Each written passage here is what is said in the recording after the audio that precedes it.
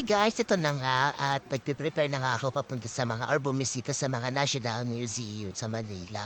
At hindi ko na nga napunan yung prepare ko. So after ko mag-prepare at bumiyahe, nakarating na nga ako dito sa National Museum of Natural History. Since wala akong kasama, actually may in-invite ako na pero hindi na siya nakasama. At since nakarating na nga ako dito at nandito na nga ako sa entrance, swerte nga ako kasi konti pa lang yun sa entrance. At pagkapasok ko nga, binigay ko lang yung helmet ko doon na dala ko. At nandito na nga ako sa pinaka-lobby ng National Museum of Natural History. Ang ganda ng ang tawag nila dito is The Tree of Life. So ang ganda-ganda talaga niya. Pagpasok mo pala nakaka-enggan yun na, nakaka-amaze talaga. So kung ano yung nakita mo sa pictures sa internet, yun din yung nandito. So ayan, nakita ko may elevator yung gitna, napansin ko lang. So nag-decide ako na sumakay. So ito na nga, paakyat na nga ako. At sinimulan ko nga yung aking pag-ikot dito sa museums sa 6th floor. Kasi na-realize ko na mas maganda pala mag-ikot dito mula sa taas hanggang sa baba. So, ayan, pumasok na nga ako sa mga art galleries. So, actually, dito sa may National Museums of Natural History, may iba't ibang gallery siya na nakategorize yung mga animals, mga artifacts, mga kung ano-ano na pwede natin matutunan for educational tour. Para sarili na lang, katulad ko, mag-isa lang din ako na nagpunta dito. Ayan, naglalakad-lakad na nga ako. Ang hirap pala mag-ikot dito pag wala kang kasama. Lalo na pag mahilig ka mag-picture, kaya ayan, sariling sikap. Siging kuha ng mga pictures para dito sa mga nandito sa loob. Ayan, lakad uli. Wala tayong magagawa kasi mag-isa lang tayo, so sariling sikap tayo. Lakad, ayan, yung malalaking bulaklak na I don't know kung ano yung tawag dyan. At ito na nga, nakita natin dito ang sikat sa pinakamalaking crocodile na si Lolo. So after ko mag-ikot doon, pumunta naman ako sa Sinta Gallery. So dito, napita ko yung dito sa gallery na to, parang nandito yung mga about sa lupa, sa ashes, sa mga volcanic related, ganyan katulad dito, yung lahar. Pinatiki pa dito yung dulot ng lahar, caps yung mga different kind of lahar. Ito, bato. So may gallery dito na puro bato yung nakalagay. So dito nandito si ate, akala ko kasama siya. Gumalaw bigla yung katabi ko, nagulat siya. Natawa din naman siya. So ayan, si caveman nandito. Ayan, may afam, akala ko mag-uusap kami. At siya na. Yan yung mga bato. Ay naku, pag sinabi ko dito yung mga kilala ko mga adik, mag-e-enjoy talaga sila dito sa iba't ibang klaseng bato na makikita nila. So, proceed tayo, lakad uli. So, sa art gallery naman ito, sa gallery naman na ito, may kita niyo yung mga sea life creatures dito. So, may nakita akong lobo, yung world, tapos ayan.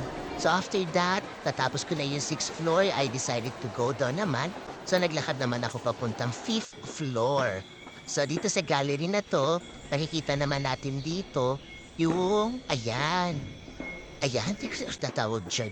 Basta ang gaganda, kahit mag-isa ka, alam mo, may enjoy mo yung natural history na makikita mo ng mga artifacts dito naman, kung ano-ano. Ayan, na normally nakikita lang natin sa mga provinces na malalayo na hindi natin mapuntahan. So since napunta ako dito, so para na rin ako naglakbay nationwide. So para na ako nakapunta ng Luzon, ng Visayas, tsaka Mindanao. At ang maganda ba dito, may ano siya, may sound system siya na kung saan para muhuni mga ibon, muhuni mga unggoy, ayan. Yung iba dito parang kamukha ng mga kakilala ko dito sa amin. Para sila mga friend ko, ano ba yan? Ito yung pinaka-na-amaze din ako is sa mga naka-stuck dito sa loob ng museum. Para siyang, ano ba yun? Nakalimutan ko, sa laginto, ganon. Ayan, lakad ulit tayo. So, wala talaga tayong magagawa. Wala tayong tiga-picture. So, ito yung isa sa pinaka-na-amaze din na po. Yung life ng mga ng mga tawag dito, pag-go. Ayan, after na nga natin mag-ikot sa museums from 6th floor to 4th floor, natapos ko siya dito, nakakaramdam na ako ng konting pako. Punta naman tayo, lakad naman tayo papunta. National Museum of Anthropology. Magkatabi lang pala sila actually.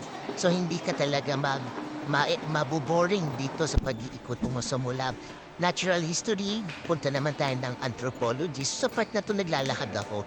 Eh, nagtataka ako bakit walang elevator. Kaya nag-decide na lang ako na umakit ako sa hagdan paakyat. So sabi ko, gagawin ko ba to hanggang 6th floor? Hindi talaga ako makakita ng elevator. Naloloka talaga ako. And sa dami ng mga pictures and videos na nakuhaan ko, ayan, namad na ako mag-edit. Kaya namad na rin ako magkuha ng videos dyan. Kaya mga pictures na lang yung kinuhaan ko. Tapos ito yung isa sa pinakagusto ko talaga dito sa anthropology. Yung, yung mga, examples ng uri ng paghahabi, yung machines nila. Yung, ayan o, ang ganda ko, di ba?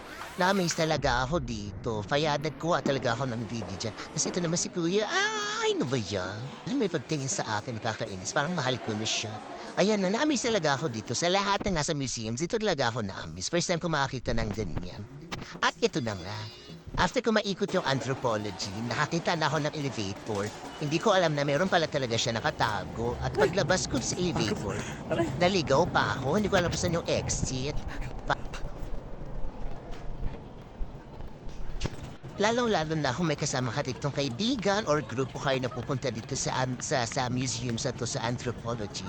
Ang saya, grabe, kahit mag-isa lang ako. At ito na nga, nasa exit na nga ako after kumapo yung helmet. Nakita ko ang haba-haba na ng pila ng mga gustong pumunta dito. Yun lang, good luck, bye, enjoy. Sana makapunta rin kayo dito. Babosh!